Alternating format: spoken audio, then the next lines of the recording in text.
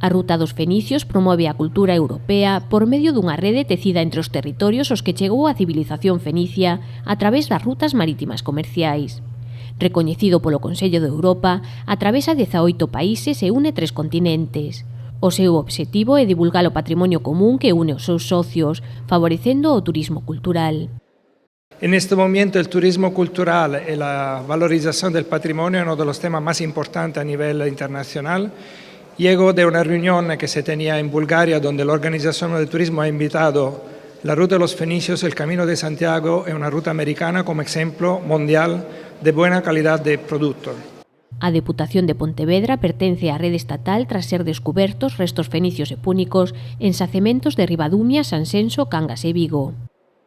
Cuando me dijeron la primera vez, Pontevedra ha pedido la entrada en la Ruta de los Fenicios, tengo que decir que me fui a leer a ver exactamente por qué. Y entendí que, claro, los fenicios, que son en realidad nuestros embajadores, porque en la práctica lo que se trata es de unir todas las culturas de la antigüedad, buscaron el estaño en las casitérides y por lo tanto era uno de los planteamientos que hacía que saltaran de lo que es el estrecho y recorrieran el mundo atlántico. Carmela Silva destacou a conexión do Atlántico coa cultura mediterránea como exemplo da relación entre culturas e territorios. Hoy, igual que siempre, poner en valor el patrimonio, la ruta, pueblos diferentes, es hermanar a las personas.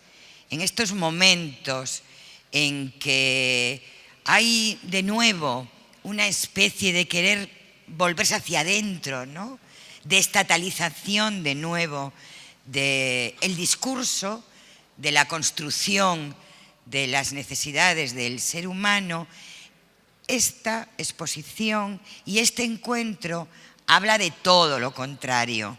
A mostra, composta por 13 paneis con información e imaxes dos puntos de interese no destino de cada socio, permanecerá no vestíbulo do Pazo Provincial ata o vindeiro 15 de decembro. Mañá venres 23 de novembro terá lugar un encontro aberto ao público con conferencias e mesas redondas sobre a ruta, sobre o programa de itinerarios culturais europeos do Consello de Europa e sobre outros roteiros patrimoniais.